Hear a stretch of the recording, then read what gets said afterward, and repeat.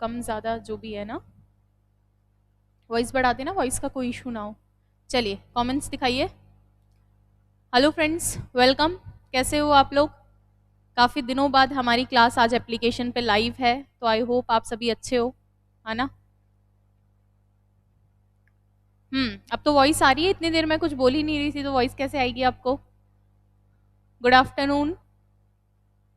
चलिए स्टार्ट करें सेशन। आज का हमारा पैसेज, आज का हमारा टॉपिक है।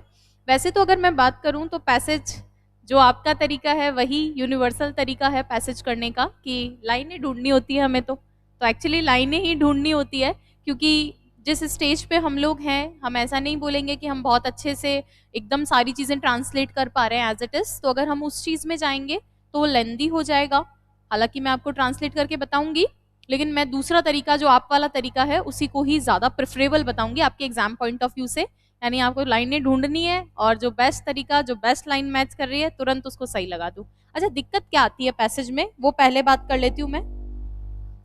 प्रॉब्लम्स जो आप फेस करते हो पैसेज में, सबसे बड़ी प्रॉब्लम, आप ज्यादा दिमाग लगा के उसको ट्रांसलेट करने की कोशिश मत करना। अगर हो जाए तो वेल एंड गुड है, नहीं हो रहा कोई बात नहीं। आपको बोला थोड़ी है कि उसको ट्रांसलेट करके बताओ, छोड़ो।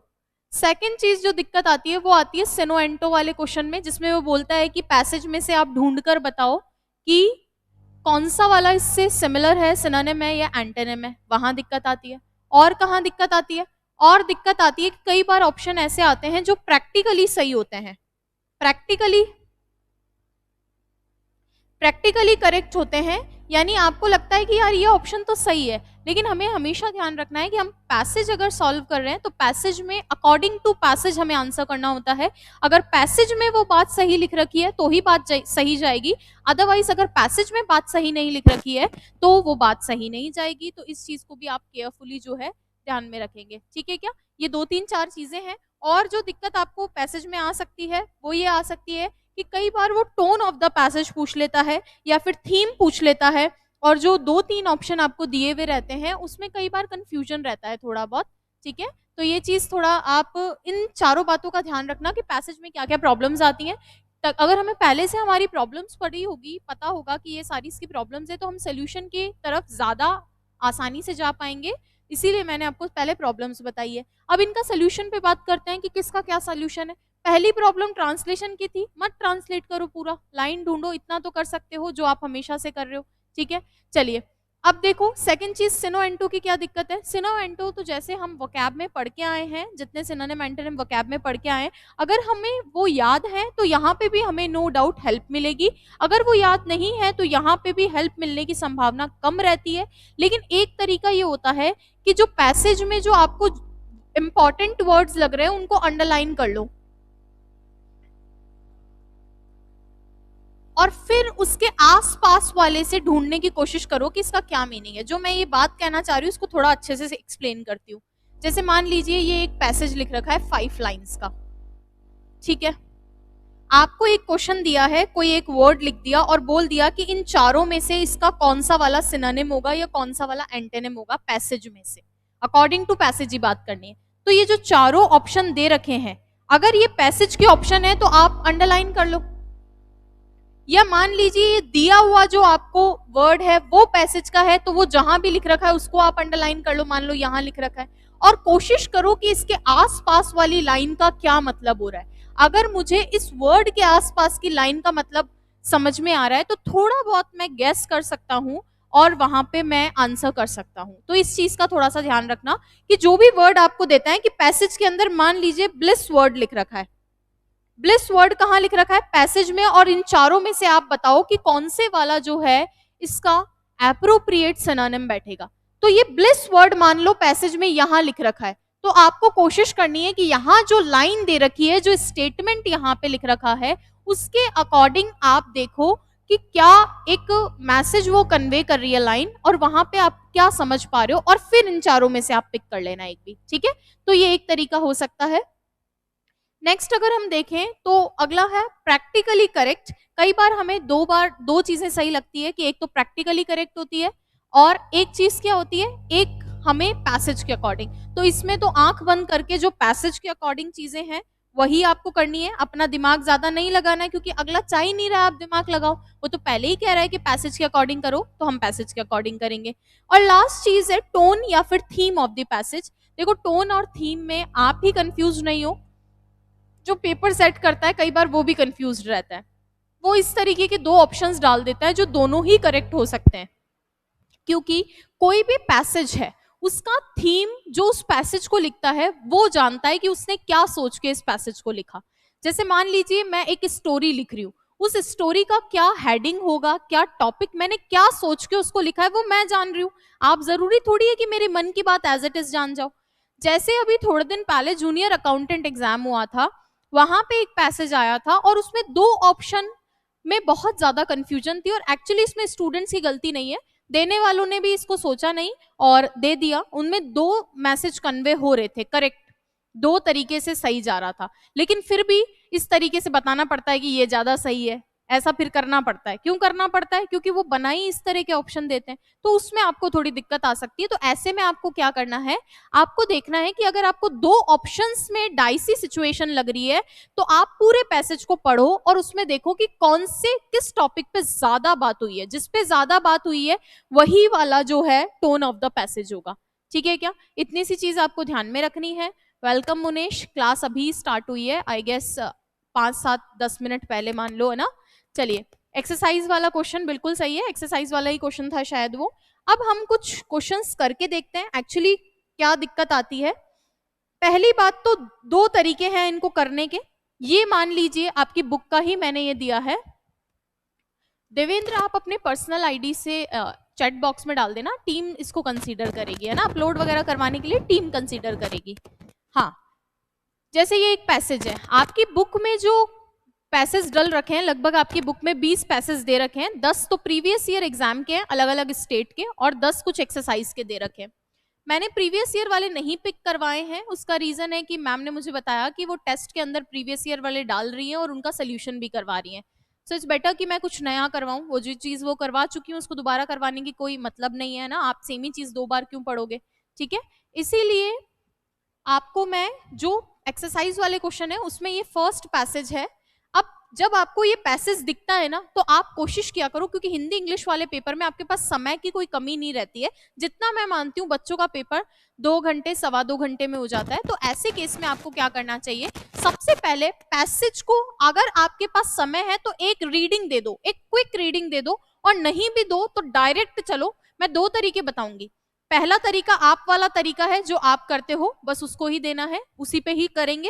फिर उसके बाद मैं इसको एक्सप्लेन करूंगी कि ये पैसेज क्या कहना चाह रहा है। ठीक है, तो पहले तो हम हमेशा क्वेश्चंस पे स्विच करेंगे और क्वेश्चंस में जाके चेक करेंगे कहना क्या चाहते हो, और वही हमारा हमेशा का तरीका कि कौन सी लाइन मैच कर रही है उस लाइन पे आओ और वहां से आंसर उठाओ, टिक लगा के काम खत्म करो। ठीक है, इसीलिए मैंने बोला आपको कि इसमें ज्यादा वो टाइम नहीं लगाना है। ठीक है, चलिए अब देखो, जैसे क्वेश्चन पूछा है कि द वर्ड गैर्यूलस मीनिंग, गैर्यूलस वर्ड का मीनिंग क्या होता है। पैसेज का क्वेश्चन, पैसेज में कहीं दिया होगा गैर्यूलस, तो मान लीजिए गैर्यूलस तो मैंने आपको पढ़ा रखा है तो आप कर लोगे, लेकिन स्टिल मैं कोशिश करती हूँ ढूंढने की कि कहीं अगर गैर्यूलस लिखा हुआ है,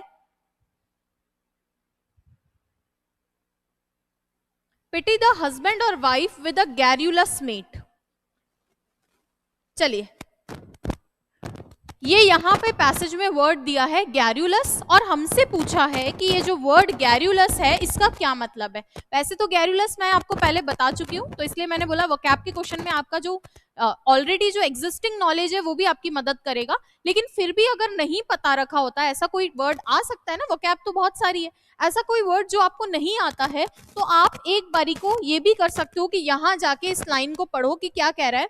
पिटी द हस्बैंड और वाइफ, उन हस्बैंड और वाइफ पे दया करो, विद अ गैर्यूलस मेट, जिनका मेट, मेट मतलब साथी, जैसे क्लासमेट होता है तो मेट मतलब साथी, कैसा साथी, गैर्यूलस। मैंने आपको बताया था गैर्यूलस लेडी, गैर्यूलस का मतलब होता है जो बहुत ज्यादा बात करती है, यानी यहाँ पे देखो ज्यादा टॉकेटिव, बिल्कुल सही है, टॉकेटिव या चैटी।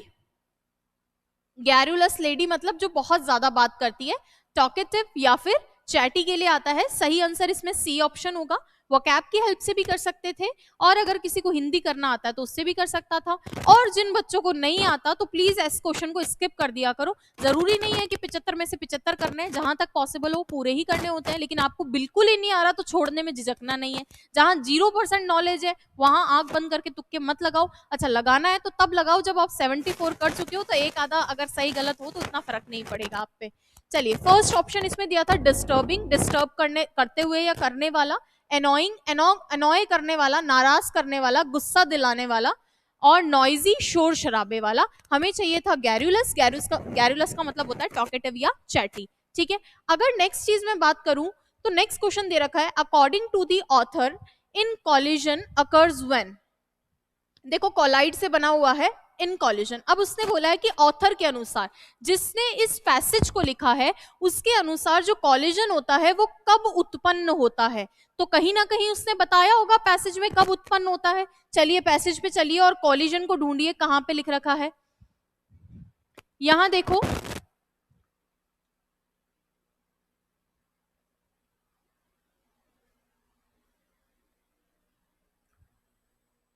ये रहा, इट इज अ कॉलिजन। लड़ाई होती है, कब होती है भाई लड़ाई, पढ़ो देखें।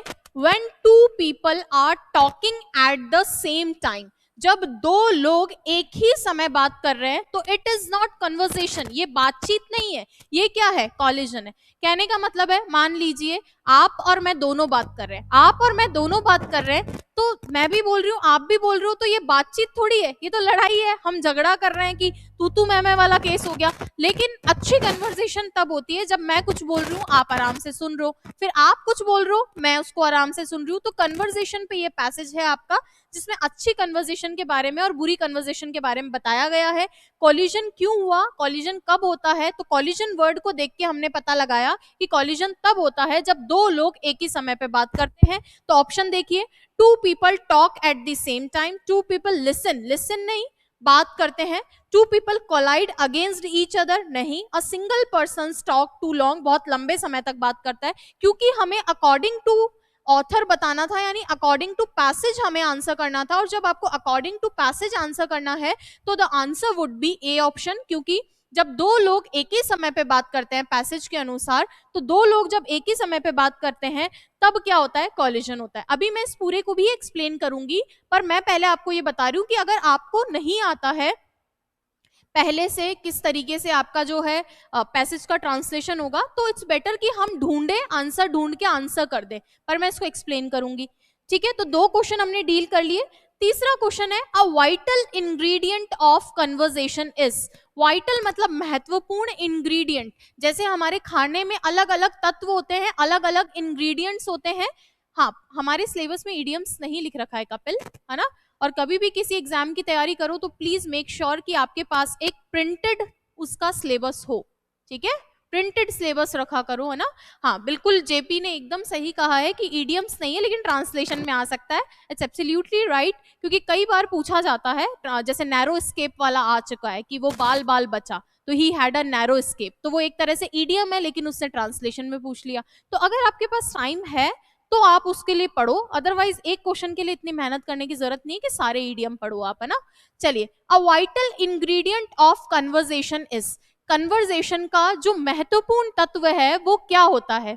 ठीक है, तो अ वाइटल इंग्रेडिएंट की अगर मैं बात करूं तो हमें तो पैसेज के अनुसार ढूंढना है, तो मेरे को कुछ नहीं करना है, वाइटल इंग्रेडिएंट को चल के और मैं ढूंढ लेती हूँ पैसेज में। कहां पे दिख रहा है वाइटल इंग्रेडिएंट, ढूंढो देखें।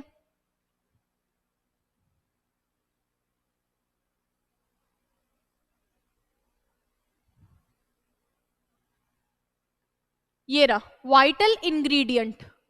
चलिए अब पढ़ो क्या कह रहा है लाइन।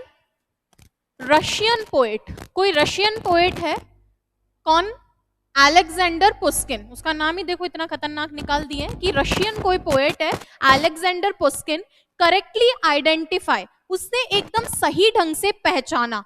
करेक्टली मतलब सही ढंग से, आइडेंटिफाइड मतलब पहचाना था, किसको, the willingness of listen. Willingness का मतलब होता है तीव्र इच्छा, विल मतलब इच्छा, विलिंगनेस इच्छा, किसकी इच्छा, टू लिसन सुनने की इच्छा। कैसे, एज के रूप में, किस रूप में, one of the vital ingredients of any exchange. और एक्सचेंज यहाँ पे क्या है, ट्रांजेक्शन है, दो लोगों के बीच की बातचीत। एक्सचेंज मतलब मेरे विचार आप तक जा रहे हैं, हम दो लोग कन्वर्सेशन कर रहे हैं, बातचीत कर रहे हैं, मेरे विचार आप तक जा रहे हैं, आपके विचार मेरे तक आ रहे हैं। तो इस एक्सचेंज का जो इंपॉर्टेंट इंग्रेडिएंट है उसमें से कोई एक किसको बोला है, द विलिंगनेस टू लिसन, यानी सुनने को बताया है कि एक अच्छी, जो एक महत्वपूर्ण तत्व, एक अच्छी कन्वर्सेशन का महत्वपूर्ण तत्व ये होता है आदमी का सुनना। तो ये क्या बात है, थोड़ा सा इसको समझाती हूँ। जैसे मान लीजिए हम दो लोग बातचीत कर रहे हैं, मैं आपसे मोबाइल पे बात कर रही हूँ, फोन पे बात कर रही हूँ, मैं मेरा ही मेरा दुखड़ा गा रही हूँ, मेरा ही मेरा दुखड़ा रो रही हूँ, आप सुनो ही नहीं, तो ये कन्वर्सेशन कैसी। आप फिर अपना अपना दुखड़ा गा रहे हो, दोनों का दुखड़ा दुखड़ा चल रहा है, कोई सुन ही नहीं रहा है, तो बातचीत अच्छी कैसी। तभी तो तू मैं होती है और कोलिजन आता है, कोलाइड करते हैं, यानी लड़ाई झगड़ा पैदा होता है जब दोनों लोग बोलते हैं। आपको पता है लड़ाई कब होती है, जब दोनों लोग बोलते हैं। ठीक है, अगर एक आदमी अच्छा लिसनर है तो लिसनर की क्वालिटी भी बहुत इंपॉर्टेंट मानी जाती है।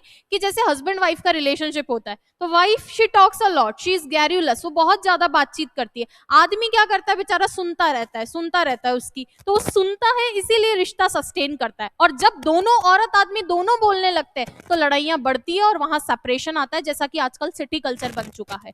तो ये वही उसका एग्जाम्पल है कि सुनने का जो विलिंगनेस है, सुनने की जो इच्छा है, वो एक महत्वपूर्ण इंग्रेडिएंट है किसका, कन्वर्सेशन का, अच्छी बातचीत का।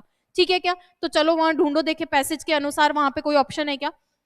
तो पहला ही ऑप्शन दे दिया है, द विलिंगनेस टू लिसन। पहला है being like an over jealous footballer, होना, कैसा होना, एन ओवर जीलस। जील का मतलब मैंने आपको उत्साह बताया था, जील जेस्ट, इनका मतलब क्या बताया था, उत्साह बताया था सिनोनिम एंटोनिम में। जील मतलब उत्साह, कि being like an over jealous footballer, कि बहुत ज्यादा मतलब बहुत ज्यादा उत्साही फुटबॉलर के जैसा होना, क्या एक अच्छे कन्वर्सेशन की नहीं, ऐसी तो कोई बातचीत वहां पे थी ही नहीं, हम तो क्या कर रहे हैं, ढूंढ रहे हैं बस। ठीक है, चलिए नेक्स्ट है being able to speak without stopping, बिना रुके लगातार, बीइंग एबल होना, योग्य होना, बोलने का योग्य होना, बिना रुके बोलने का योग्य होना। ऐसी तो सिर्फ महिलाएं ही होती है जो लगातार बोल सकती हैं, इतनी उनमें क्षमता होती है, एबिलिटी होती है, टू एबिलिटी टू टॉक, बात करने की क्षमता। तो हमें कुछ नहीं करना, अभी मैंने आपको पैसेज समझाया भी नहीं है, पैसेज बाद में समझाऊंगी, इसलिए क्योंकि ये मैं मान के चल रही हूँ कि आपको पैसेज नहीं आ रहा है, मैं ही आपको अपने अकॉर्डिंग करवा रही हूँ। ठीक है क्या, चलिए, तो सही आंसर ए ऑप्शन है। नेक्स्ट क्वेश्चन पढ़िए, if speech is silver silence is gold, in it dictates that, यहां इन की जगह इट कर दो, सही से इसको नहीं लिखा है। If speech is silver silence is gold, it dictates that. Dictate का मतलब होता है किसी बात को बोलना, जैसे स्कूल में डिक्टेशन होता था, टीचर बोलता था और बच्चे लिखते थे। तो ये बात कौन सी बात, की अगर स्पीच सिल्वर है, अगर बोलना चांदी है, तो चुप रहना क्या है, सोना है। यानी अगर हम बोल रहे हैं ये बात कैसी है, चांदी के समान है, तो जो सोना है वो कौन है, साइलेंस। यानी इसका कहने का मतलब है कि यार चांदी और सोने में ज्यादा अच्छा क्या है, ऑफ कोर्स सोना है, उसकी कीमत ज्यादा भी है। तो इसका मतलब सोने की कीमत ज्यादा है, इसका मतलब साइलेंस की कीमत ज्यादा है बोलने से, चुप्पी ज्यादा सही है। इसीलिए बोलते हैं कि कभी कभी चुप रहना ज्यादा बेहतर होता है, हमेशा चुप रहना अच्छा नहीं है। अब कोई तुम्हें बहुत ज्यादा टॉर्चर कर रहा है, परेशानी कर रहा है, तब चुप रह के बुत बन के क्या करोगे। कुछ लोग बोलते हैं ना हमेशा चुप ही रहो, अच्छा ही होता है। अरे क्या अच्छा होगा, कभी तुम्हारा एक्सप्लॉइटेशन हो रहा है, शोषण हो रहा है, तुम नहीं बोलोगे तो वो गलत है। तो कभी कभी आपको मतलब अपने डिस्क्रिशन का डिसीजन लेना है, अपने दिमाग से डिसीजन लेना है, कहाँ चुप रहना है, कहाँ चुप नहीं रहना है। तो जो आदमी ये डिसीजन ले पाता है वो स्मार्ट है। ठीक है, तो साइलेंस को ज्यादा अच्छा बताया है। हालांकि सिल्वर गोल्ड दोनों अच्छे हैं, दोनों प्रीशियस मेटल्स है, लेकिन ज्यादा अच्छी कौन सी है, गोल्ड, दैट इज साइलेंस। अगर झगड़ा चल रहा है तो बोलते ही है ना कि चुप हो जाओ, एक आदमी वैसे बोलते हैं ना कि मैं छोटा बाप को बन जाऊं, मैं कौन बोलूं, तो चुप हो जाना होता है ना, वो ज्यादा बेटर बता रहे हैं। तो both are valuable, yes both are valuable, लेकिन यहाँ पे कंपैरिजन की बात चल रही है, क्योंकि एक को सिल्वर बोला है और एक को गोल्ड बोला है। अगर कंपैरिजन नहीं होता तो वैल्यूबल तो दोनों है ही, यहाँ कंपैरिजन हो रहा है। साइलेंस इज वैल्यूबल, हाँ साइलेंस वैल्यूबल है, लेकिन ये कम वैल्यूबल नहीं है, दोनों की तुलना हो रही है। थर्ड है आपका silence is more precious than speech, कि साइलेंस जो है ज्यादा प्रीशियस है किससे, स्पीच से, यही बोला है कि साइलेंस ज्यादा प्रीशियस है। और डी ऑप्शन है स्पीच इज लेस इंपॉर्टेंट, कि स्पीच क्या है, कम इंपॉर्टेंट है। हाँ कम इंपॉर्टेंट है लेकिन तुलना की बात हो रही है, यहाँ इसको ज्यादा बता रहा था इसको कम बता रहा था, बात ये भी सही है लेकिन बात तुलना की हो रही है। ठीक है क्या, ठीक है। चलिए अब देखो फिफ्थ वाला देखो, a good conversation should not be, एक अच्छा कन्वर्सेशन कैसा नहीं होना चाहिए। अब अगेन इस तरीके के क्वेश्चंस में क्या है कि आदमी अपना थोड़ा सा दिमाग लगाने लगता है, वो सोचता है कि यार क्या नहीं होना चाहिए, क्या होना चाहिए एक अच्छे कन्वर्सेशन में। या मान लीजिए ऐसा क्वेश्चन होता या ऐसा कोई पैसेज आता जिसमें तुमसे पूछा कि एक अच्छे दोस्त की क्या निशानी रहनी चाहिए, ठीक है, तो एक अच्छे दोस्त की क्या निशानी रहनी चाहिए, तो ऐसे में तुम क्या अपनी मर्जी से जवाब दोगे, अपनी मर्जी से जवाब नहीं देना है, पैसेज के अकॉर्डिंग देना है, अनटिल अनलेस वो नहीं बोले कि तुम्हें अपनी मर्जी से जवाब देना है। इसने बोला अच्छे कन्वर्सेशन में क्या नहीं होना चाहिए, चलो पैसेज में ढूंढते हैं क्या नहीं होना चाहिए, लेक्चर, डिस्कोर्स, मोनोलॉग या फिर डायलॉग।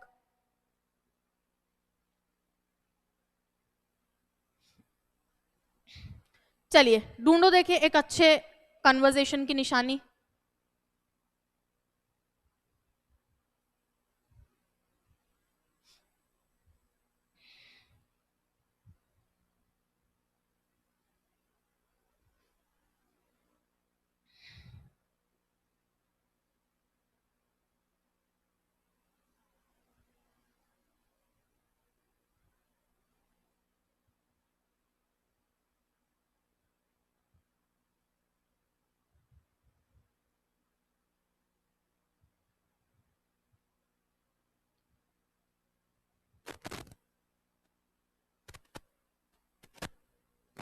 ये देखो शुरू में ही दे रखा है, नीचे तक चली गई मैं, यहां पढ़ो, वॉट मेक्स गुड कन्वर्जेशन, क्या एक अच्छा कन्वर्जेशन बनाता है, कैसे एक अच्छा कन्वर्जेशन होता है।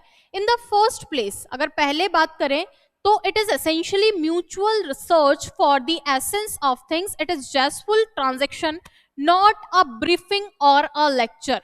ये क्या है, एक जेस्टफुल उत्साह से भरा हुआ लेन देन है, यानी तुम भी बोलोगे मैं भी बोलूंगी, उत्साह से भरा लेन देन है आपस में बातों का। और क्या नहीं है, नॉट अ ब्रीफिंग और लेक्चर, ये ब्रीफिंग और लेक्चर नहीं है। तो अब इसके अनुसार चलना था, तो इसके अनुसार तो देखो ऑप्शन के अंदर क्या दिया गया है, लेक्चर दिया है, ब्रीफिंग दी ही नहीं है, तो सही आंसर बी ऑप्शन होगा। तो बस इतना सा आपको ध्यान में रखना था कि पैसेज के अकॉर्डिंग। बाकी ऑप्शंस देख लेते हैं। मोनोलॉग होता है जब एक सिंगल आदमी परफॉर्मेंस दे रहा हो, उसको बोला जाता है, एक ही आदमी की स्पीच चल रही है तो उसको बोला जाता है मोनोलॉग। डायलॉग दो लोगों के बीच में बातचीत चल रही है, डाय मतलब दो, दो लोगों के बीच की बातचीत है, वो डायलॉग कहलाएगा। डिस्कोर्स का मतलब होता है किसी चीज पे आप गहरी बात बता रहे हो ना, तो जैसे गहरी बात बता रहे हो, एक तरह की स्पीच ही होती है, ये भी एक स्पीच ही है, लेकिन किसी बात किसी चीज के लिए आप इंपॉर्टेंट कोई मैसेज कन्वे कर रहे हो, कोई गहरी बात बता रहे हो, ठीक है, तो डिस्कोर्स कहलाता है वो। अभी ये सारे क्वेश्चंस हमने डील कर लिए हैं, आगे नेक्स्ट पैसेज है, तो पैसेज से पहले तो हम ऊपर वाले पैसेज पे जाएंगे। अभी हमने देखा कि सारे पैसेज के जो आंसर्स हैं वो बिना पूरे पैसेज को पढ़े किए जा सकते हैं। अच्छा मैं स्टिल कह रही हूँ, जरूरी नहीं है कि ये वाला जो पैसेज दे रखा है ये आपकी बुक का ही फर्स्ट पैसेज है जो मैंने पिक किया है, और शुरू वाले शायद मैम करवा रही है इसीलिए नहीं पिक किया। अभी जरूरी नहीं है कि सारे इतने ही इजीली मिल जाएं एग्जाम में, एक आधा नहीं मिले तो क्या करना है, उसके लिए लोड नहीं लेना होता है ना, हमेशा हर चीज के लिए लोड नहीं लेना होता है, आपकी समस्याएं मैं पहले बता चुकी हूँ। अब पढ़ते हैं इस पैसेज को कि ये पैसेज कहना क्या चाह रहा था। तो देखो, व्हाट मेक्स गुड कन्वर्जेशन, क्या बनाता है एक अच्छी कन्वर्जेशन, मतलब एक अच्छी कन्वर्जेशन कैसे होती है, ठीक है क्या। हाँ आपने बोला कि मैम कभी कभी पैसेज में थीम पूछता है और उसमें ऑप्शन सारे ही सही लगते हैं, वो मैं ऑलरेडी डिस्कस कर चुकी हूँ कि बहुत बार ऐसा होता है कि हमें थीम का या फिर जो टोन का होता है वो क्वेश्चन नहीं मिल पाता। उसका रीजन यही रहता है कि वो खुद भी कई बार बनाने में गड़बड़ कर देता है, दो ऑप्शन एक्चुअली जाते हैं, क्योंकि ये जो पैसेज लिखता है वो क्या सोच के लिख रहा है वो जानता है, आपको पूरा थीम तो मिलता नहीं है, एक पैरा उठा के दे देते हैं, क्या लिखा गया था उसका पूरा एज इट इज आपको ऐसे तो मिलता नहीं है, आपको तो एक पैरा उठा के दे देते हैं, इसलिए ये दिक्कत आती है। तो ऐसे में आप पैसेज को पढ़कर ही देखो कि उसमें ज्यादा बातचीत किसके बारे में की गई है, वही टोन या फिर थीम रहता है। ठीक है, अब ये समझो, इसको ध्यान दो, ये क्या कह रहा है, What makes good conversation? एक अच्छी बातचीत किससे होती है, या क्या एक अच्छी बातचीत बनाता है, यानी अच्छी बातचीत कैसे होती है। कन्वर्सेशन मतलब दो लोगों के बीच की बातचीत। इन द फर्स्ट प्लेस, अगर सबसे पहले हम बात करें, इन द फर्स्ट प्लेस मतलब सबसे पहले अगर हम बात करें, it is essentially a mutual search for the essence of things. चीजों के सार के लिए, चीजों के सार के लिए, म्यूचुअल मतलब दो लोगों के बीच का, परस्पर, तो म्यूचुअल यानी चीजों के सार के लिए एक परस्पर खोज है। और वो कैसी खोज है, एक महत्वपूर्ण खोज है। तो इसको हिंदी में अगर एज इट इज लिखूंगी तो आपको समझ में नहीं आएगा। चीजों के सार के लिए ये एक महत्वपूर्ण क्या है, एक परस्पर खोज है। अगर मैं थोड़ा आसान शब्दों में समझाऊं तो ये लाइन ये कहना चाह रही है कि दो लोग किसी पॉइंट पे डिस्कशन कर रहे हैं, दो लोग अगर किसी पॉइंट पे डिस्कशन कर रहे हैं, तो उस केस के अंदर दोनों लोग एक जिस्ट वाली बातचीत करना चाहते हैं। मान लीजिए कि मैं आपसे पूछ रही हूँ कि अच्छी कोचिंग कौन सी है, तो दो लोगों की एक खोज है। किस चीज की खोज है, दो लोगों की म्यूचुअल खोज है। कन्वर्सेशन तभी होती है जब दोनों लोग बात कर रहे हैं, तो दो लोगों की म्यूचुअल खोज है, किसके लिए, किसी चीज के सार के लिए। और कैसी खोज है, जो इंपॉर्टेंट है वैसी खोज है, यानी दोनों लोग किसी ना किसी बात पे चर्चा कर रहे हैं, मे बी उसका हल जानना चाहते हो, कुछ सोल्यूशन तक जाना चाहते हो। तो ये एक तरीके की डेफिनेशन इन्होंने कन्वर्सेशन की दी है। नेक्स्ट है रशियन पोएट, अच्छा एक और है, इट इज अ जेस्टफुल ट्रांजेक्शन। ये बहुत ज्यादा उत्साह वाला लेन देन है। लेन देन क्यों है, क्योंकि कन्वर्सेशन में दोनों लोग आते हैं। और जेस्टफुल मतलब उत्साह से भरा हुआ। नॉट अ ब्रीफिंग और लेक्चर, ये लेक्चर नहीं है कि एक ही एक आदमी बोले, ये ब्रीफिंग मतलब शॉर्ट में, ब्रीफ मतलब छोटा, ये शॉर्ट में खत्म करने वाला एक वो चीज नहीं है, ये कोई लेक्चर नहीं है। जैसे मैं जो दे रही हूँ वो भी लेक्चर है क्योंकि मैं बोल रही हूँ, ठीक है, ये कन्वर्सेशन नहीं है। कन्वर्सेशन तब होगी जब आप कुछ सवाल पूछो और मैं उनका जवाब दूं, तो वो कन्वर्सेशन कहलाती है। और ब्रीफिंग का मतलब सस्ते में पाप काटने वाला काम नहीं है कि जल्दी जल्दी निपटा दिया ना।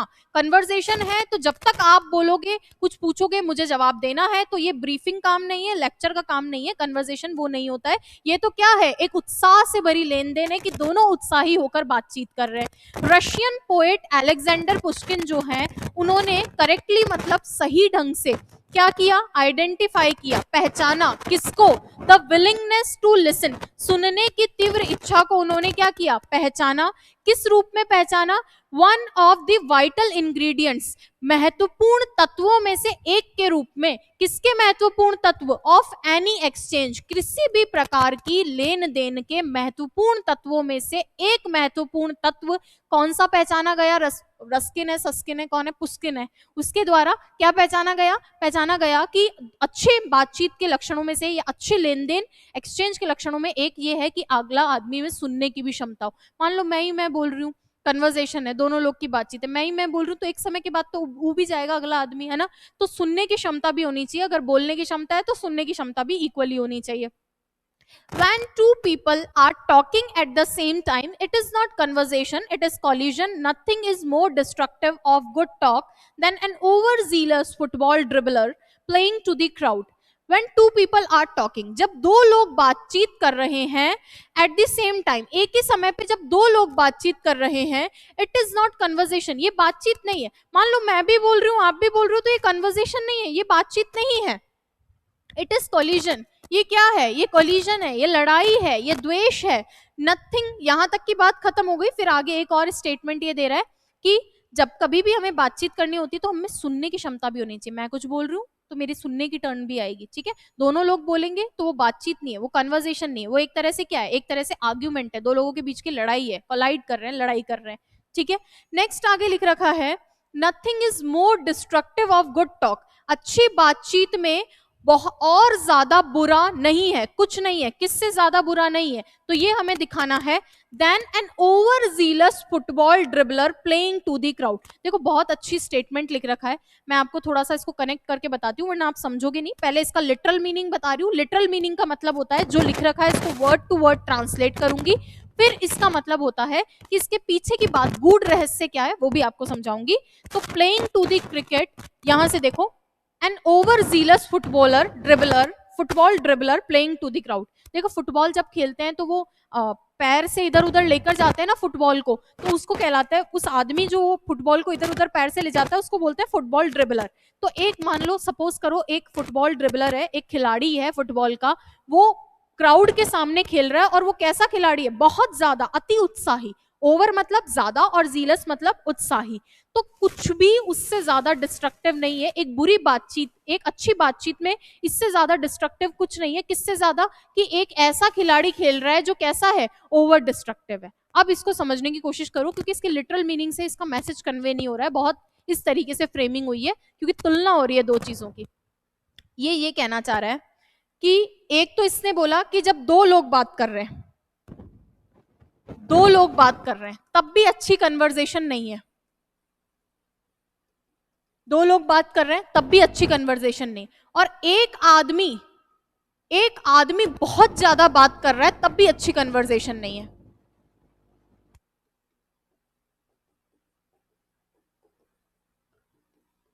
और इसी के लिए इसने फुटबॉल ड्रिबलर का एग्जाम्पल दिया है। फुटबॉल ड्रिबलर का एग्जाम्पल क्यों दिया है, तो ये भी समझो, तुलना क्यों की है फुटबॉल ड्रिबलर से।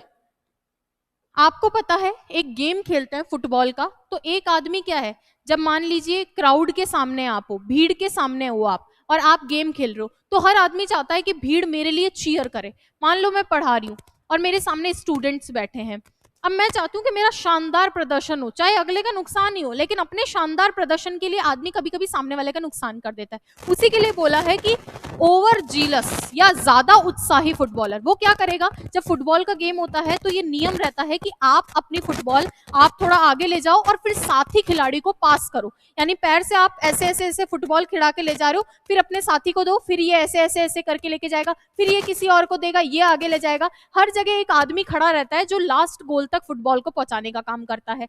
लेकिन मान लो ये खिलाड़ी कैसा है, ओवर जिलस है, बहुत ज्यादा उत्साही है, अब कलाकारी दिखा रहा है, ये सोच रहा है यार मैं इनमें से किसी को भी ना दूं और खुद ही लास्ट तक ले जाऊं और गोल कर दूं, तो जनता क्या करेगी, वाहवाही करेगी, बहुत ज्यादा मेरी तारीफ करेगी। इसीलिए बोला कि एक आदमी जब बहुत ज्यादा बात करता है, तो इस फुटबॉल ड्रिबलर की तुलना की है बात करने वाले से कि एक आदमी जब बहुत ज्यादा बात करता है तब भी अच्छी कन्वर्सेशन नहीं है, और दो लोग बराबर बात कर रहे हैं तब भी अच्छी कन्वर्सेशन नहीं है। अच्छी कन्वर्सेशन तो तब होती है जब आप बोल रहे हो, अगला सुन रहा है, फिर अगला बोल रहा है तो आप सुन रहे हो, ये म्यूचुअल अंडरस्टैंडिंग है दो लोगों की। ठीक है, तो बहुत अच्छी स्टेटमेंट थी, उसको मैंने कोशिश किया आपको अच्छे से एक्सप्लेन करने का। Then the next sentence is pity the husband और wife with a garrulous met.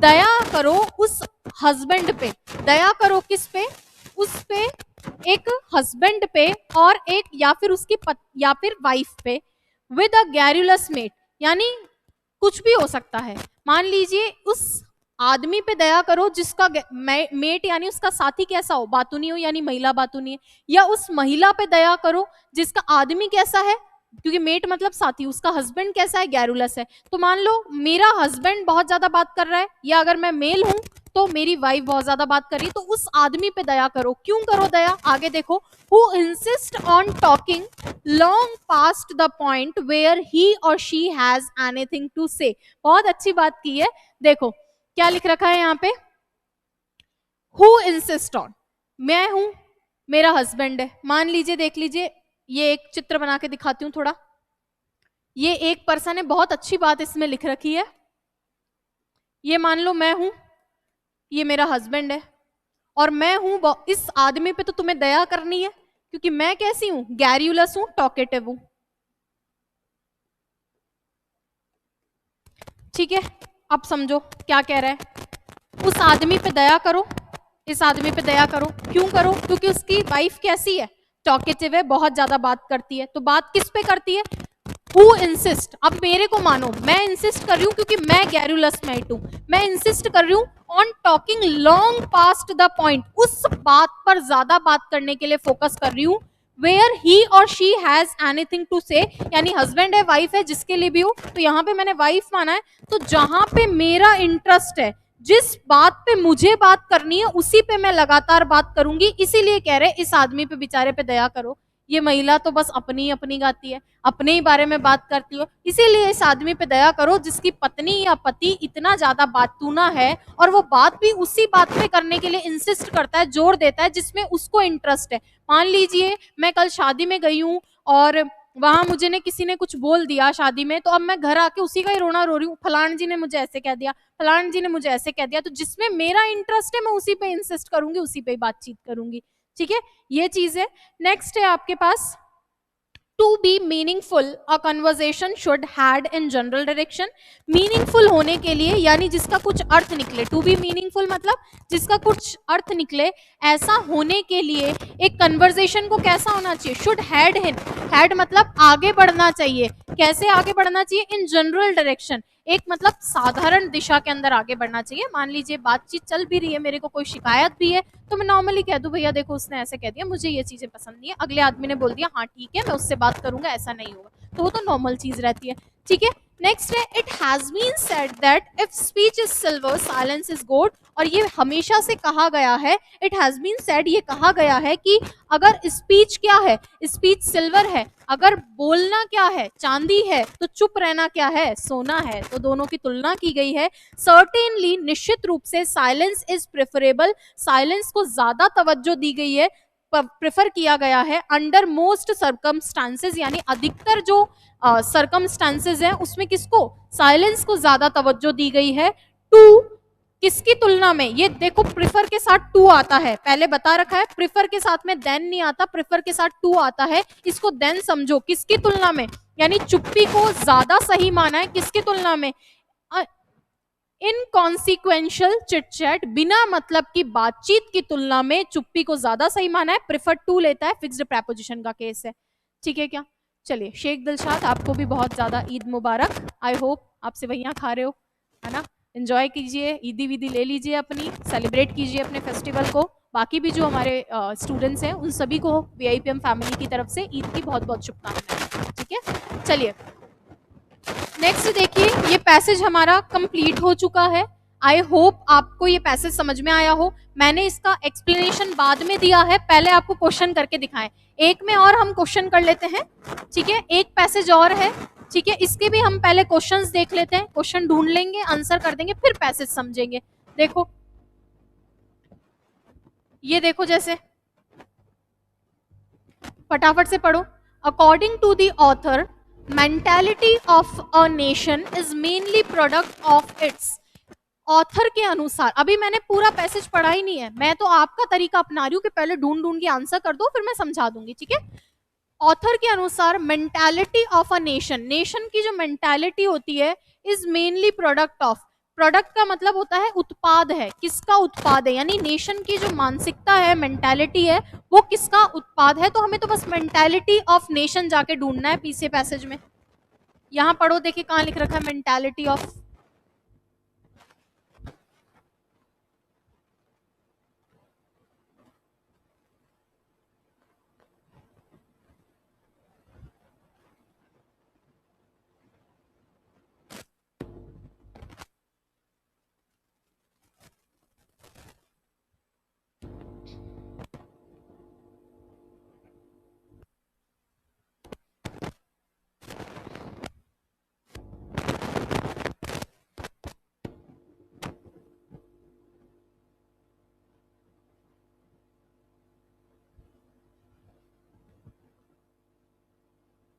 ये देखो सिर्फ एक वर्ड लिखा हुआ है मेंटालिटी, तो हमें यहीं से देखना पड़ेगा, थोड़ा ऊपर से ही देख लेते हैं, यहां से देख लेते हैं। दे शुड बिगिन, देखो,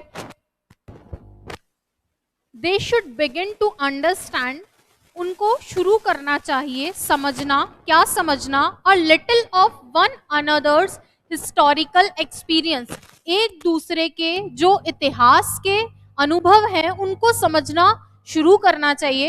एंड रिजल्टिंग, और रिजल्ट करते हुए किसमें, मेंटालिटी में, और विच इज रिजल्टिंग, जो परिणित हो रहे हैं, परिणाम बन रहे हैं, उत्पाद बन रहे हैं, किसके उत्पाद बन रहे हैं, हिस्टोरिकल एक्सपीरियंस। मान कहने का मतलब है कि मैंने कुछ पहले पास्ट में सीखा है, उसका ही तो उत्पाद मेरी आज की मानसिकता होगी, इस चीज को अगर मैं ध्यान से देखूंगी तो यहाँ पे ऑप्शन देखो, present character, international position, politics या फिर हिस्ट्री। तो हिस्टोरिकल वाला केस था, इसलिए सही आंसर डी ऑप्शन इसके अंदर करना है हमें। ठीक है,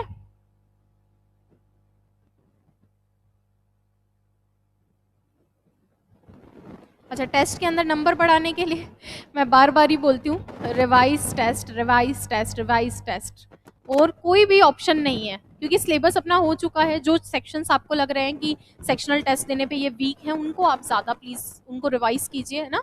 आपको लग रहा है वो कैब में गलती हो रही है, वो कैब को रिवाइज करो, ये चीज़ है ना।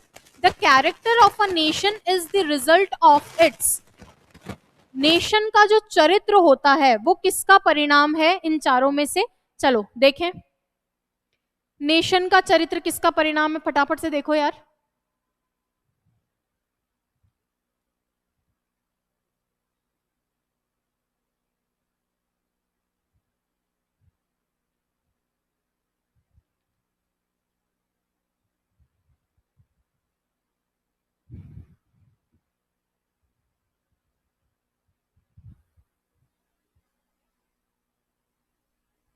ये देखो लास्ट के अंदर लिखा रखा है, हालांकि बहुत ही मतलब छुपा के इस चीज को लिखा है, डायरेक्टली नहीं लिखा है, लेकिन यहाँ देखो बोला है प्रेजेंट कैरेक्टर, नेशन के प्रेजेंट कैरेक्टर की बात कर रहा है। लास्ट में देखो, पढ़ो यहां से शुरू करो। If we knew the history, अगर हम इतिहास जानते हैं, नॉट नेसेसरीली इन डिटेल, चाहे जरूरी नहीं है कि आप विस्तृत रूप में इतिहास जानो, लेकिन इन ब्रॉड आउटलाइन, मोटे मोटे तौर पे अगर उसकी आउटलाइन तुम्हें पता है इतिहास की, मान लो तुम्हें पूरी चाइना की हिस्ट्री नहीं पता है, तुम्हें पूरी ताइवान की हिस्ट्री नहीं पता है, लेकिन तुम्हें ये पता है कि उनका सेपरेशन डिसइंटीग्रेशन किस बेसिस पे हुआ, किस क्या वहां की लड़ाइयां थी, तुम्हें पूरी इंडिया की हिस्ट्री नहीं पता, लेकिन तुम्हें ये पता है कि भारत एक गुलाम देश था, ऐसे मोटे मोटे तौर पे तुम्हें अगर चीजें पता है, broad outlines of the social and political condition, वहां के सोशो पॉलिटिकल कंडीशन, सामाजिक या फिर राजनीतिक कंडीशन के बारे में तुम्हें पता है, which have given to each nation, जो एक दूसरे देशों को दिए गए हैं, इट्स प्रेजेंट कैरेक्टर। तो यहाँ इस सेंटेंस को देखते हुए हमें इसमें आंसर करना है। अभी मैं पूरे पैसेज का भी आंसर करवाऊंगी। लास्ट में देखो एक ही चीज जो मैच कर रही है, सी ऑप्शन है। अभी हम समझकर नहीं, अभी हम सिर्फ लाइंस मैच करके कर रहे हैं, लास्ट में एक साथ पैसेज एक्सप्लेन करूंगी मैं। सही आंसर सी ऑप्शन होगा। चलिए नेक्स्ट देखिए, the need for a greater understanding between Nations, जरूरत, किस चीज की जरूरत, फॉर अ ग्रेटर अंडरस्टैंडिंग, ज्यादा समझ, किसके बीच में, नेशंस के बीच में, देशों के बीच में ज्यादा समझ के लिए किसकी क्या है, इन चारों में से ऑप्शन बताना है। Is more today than ever before, was always there, is no longer there, will always be there. अभी तुम्हें देख के लाइन ढूंढ के बताना है, the need for a greater understanding.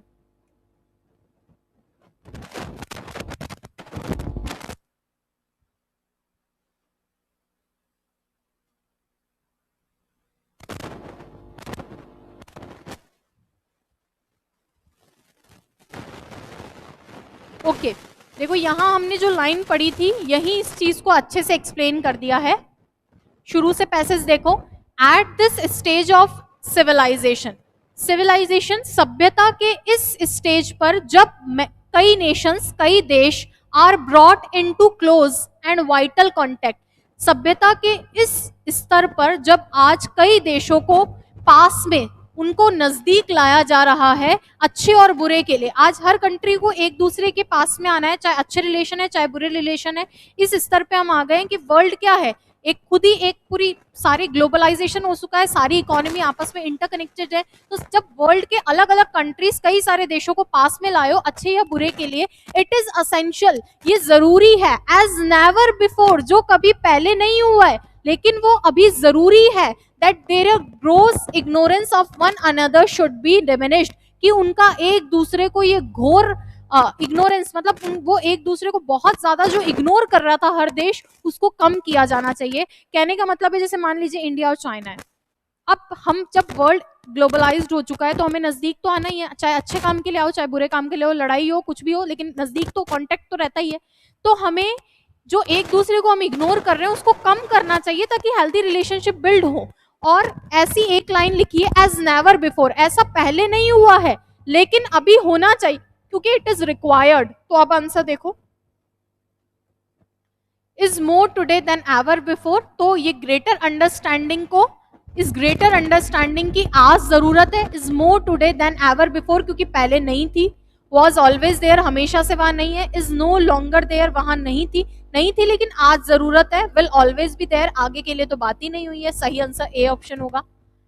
Next देखिए, Englishman like others to react to political situations like, यानी जो अंग्रेज होते हैं वो पसंद करते हैं दूसरे लोगों को रिएक्ट करना. किस पे? पॉलिटिकल सिचुएशंस पे.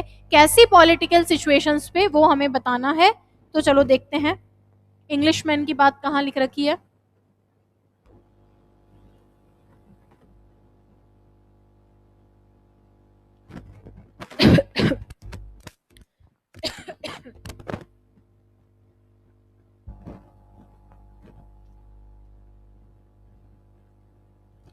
ये देखो, यहां से देखो, it is the fault of the English. The English मतलब इंग्लिश कम्युनिटी, मतलब इंग्लिश मैन नहीं हो गया.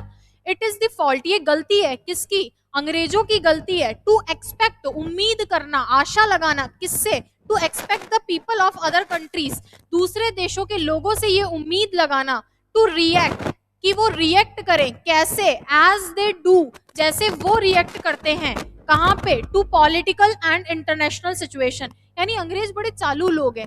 या अंग्रेज क्या कहते हैं कि जैसे हर जगह पे, हर पॉलिटिकल सिचुएशन पे हम रिएक्ट करते हैं, या जो काम हम करते हैं वही तुम करो. कहने का मतलब है, मान लीजिए रशिया यूक्रेन वॉर है, रशिया यूक्रेन वॉर है, या फिर मान लीजिए इजराइल पैलेस्टाइन वॉर है. तो अंग्रेज लोग ये मानते हैं कि जैसे रशिया यूक्रेन पे, माना कि वो कह रहे हैं कि रशिया यूक्रेन पे हम लोग चुप्पी साध लेंगे, हम कुछ नहीं बोलेंगे, तो वो चाहते हैं कि दूसरे देश भी चुप्पी साधे. या मान लीजिए वो कह रहे हैं कि हम तो लड़ाई में कूदेंगे और हम रशिया का साथ देंगे, तो फिर वो ये चाहते हैं कि बाकी लोग भी फिर रशिया का साथ दें. तो ये कहने का मतलब है कि वो चाहते हैं कि जैसा वो कर रहे हैं वैसे ही दूसरे लोग करो. तो मतलब ये तो ठेठ के ही ऐसे ही है अंग्रेज.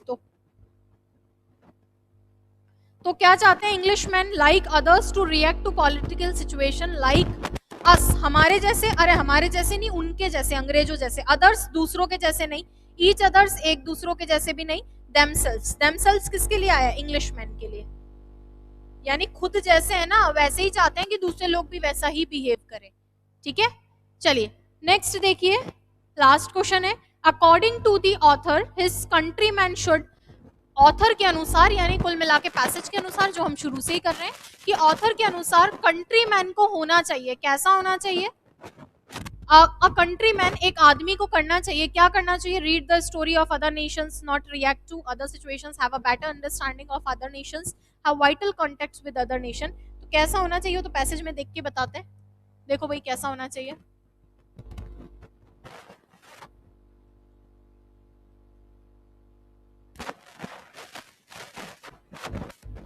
देखो शुरू की लाइंस में ही आ गया यहाँ पे. It is essential as never before, ये जरूरी है, जो पहला नहीं हुआ है, कि वो एक दूसरे को जो इग्नोर कर रहे थे ना, अब उनको क्या करना चाहिए? दे शुड बिगन, उनको शुरुआत करनी चाहिए. किसकी?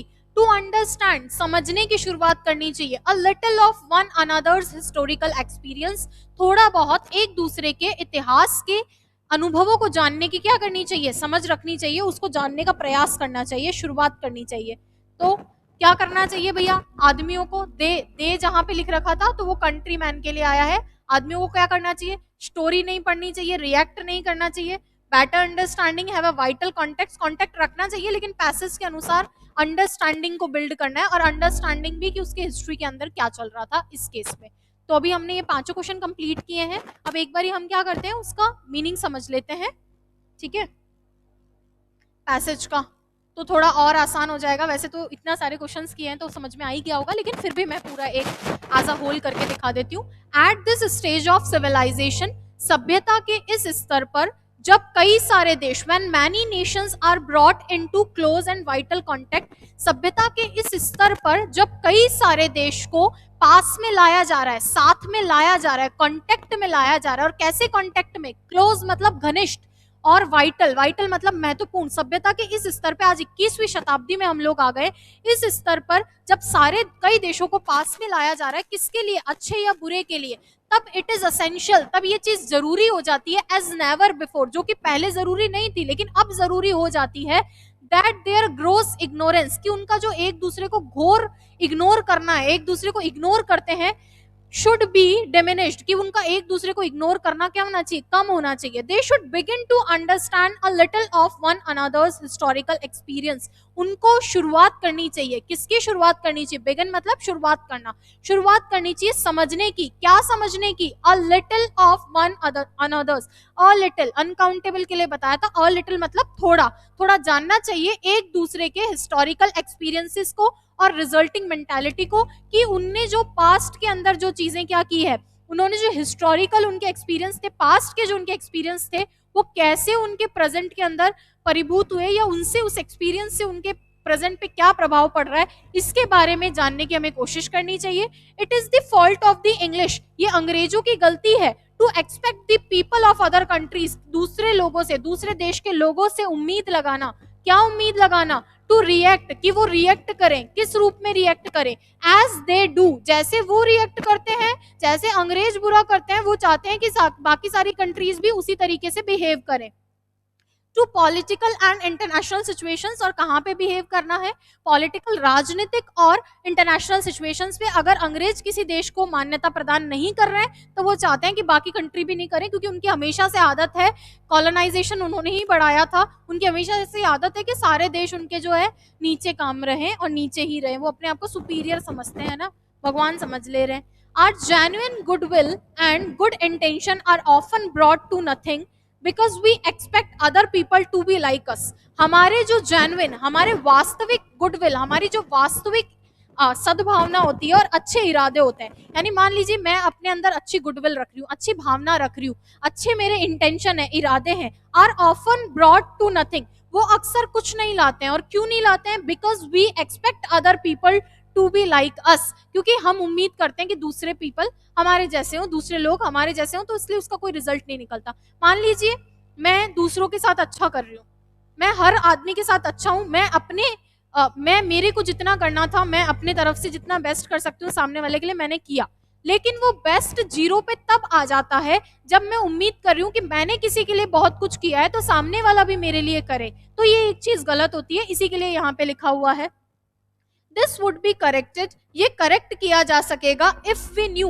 ये करेक्ट होता इफ यू न्यू, अगर हम जानते, द हिस्ट्री, अगर ये सही होता अगर हम जानते history, not necessarily in detail, ये सही होती है चीजें, यानी अगर हम उनकी हिस्ट्री के बारे में थोड़ा जानते, चाहे भले डेप्थ में डिटेल में ना पता हो, सुपरफिशियल ढंग से ही पता हो, ब्रॉड आउटलाइन ही पता हो, लेकिन अगर मुझे पता होता तो हम ये चीज कर पाते। Of social and political condition which have given to each nation its present character, किस चीज को जानते, हम उनके सोशल पॉलिटिकल कंडीशन को जानते जिन्होंने दिया है, और कौन सी कंडीशन, इन कंडीशन ने आज का जो वर्तमान अस्तित्व है उसको क्या किया है, हर नेशन को दिया है। कहने का मतलब है कि हर नेशन की जो सोशो पॉलिटिकल कंडीशंस है वही डिटरमिन करती है कि उसका प्रेजेंट कैसा है। हमारे यहाँ की सोशो पॉलिटिकल कंडीशन जैसी थी, आज हमारा जो वर्तमान भारत है वो उन्हीं सोशो पॉलिटिकल कंडीशंस का प्रोडक्ट है।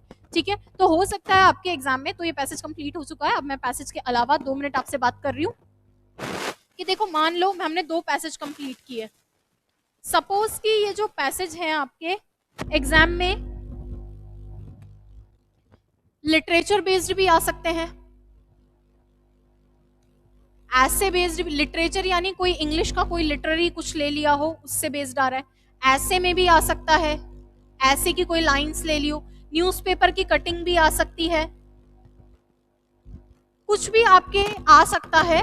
तो आपको सावधान रहना है लिटरेचर वाले में, क्योंकि वो क्या मैसेज कन्वे कर रहा है वो डायरेक्टली पता नहीं चलता है।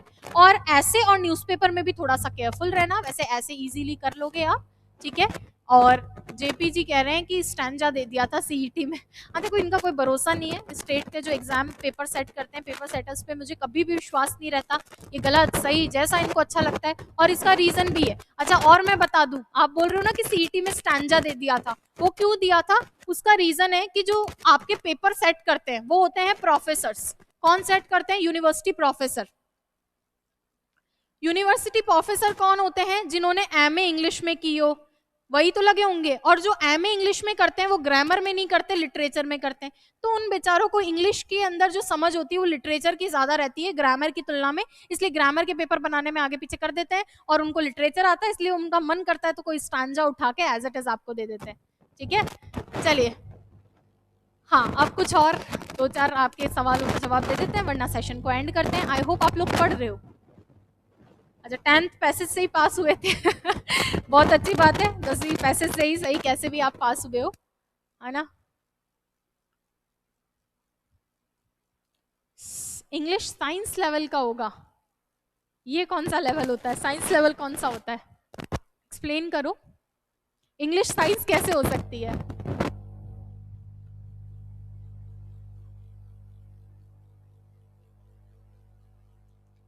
चलिए, हाँ देखो, तरीका तो यही रखना है कि हमें लाइनें ढूंढनी है, क्योंकि आप अनुवाद करने में आपको टाइम लगेगा और फिर भी सही नहीं रहेगा ना। ठीक है,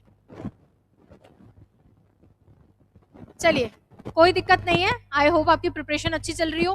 देखो, ये चिंता तो तुम छोड़ दो, पेपर कैसा आएगा वो जैसा भी आएगा सबके लिए आएगा, इजी, मॉडरेट, हार्ड, जैसा भी आएगा सबके लिए आएगा। सेकंड चीज, अपनी प्रिपरेशन को इतना अच्छा बना लो कि चाहे पेपर हार्ड आए, चाहे इजी आए, चाहे मॉडरेट आए, तुम अपना बेस्ट दो। अगर तुम अपना बेस्ट दोगे तो फिर ये सारी बातें ही खत्म हो जाएगी। ठीक है क्या? तो ये सारी चीजें छोड़ो, जिनने अभी पढ़ना स्टार्ट नहीं किया है, प्लीज आपके डिमांड पे हर चीज करवा रही हूँ। प्रपोजिशन की भी एक वीडियो डालने के लिए बोल दिया गया है, और रिवीजन क्लासेस में सारी लेने ही वाली हूँ भविष्य में। तो अभी भी जिन्होंने तैयारी शुरू नहीं की है वो करना शुरू कर दो। अब जिन्होंने तैयारी शुरू नहीं की है वो क्लास लेके भी क्या ही करेंगे, आखिरी वाली है ना। चलिए, thank you so much. Next session में मिलते हैं जब कभी भी होगा। जिन्होंने ट्रांसलेशन की क्लास अभी तक नहीं ली है, मस्ट वॉच वीडियो है, प्लीज देखना, उसमें इंपॉर्टेंट क्वेश्चंस डलवाए थे। Thank you.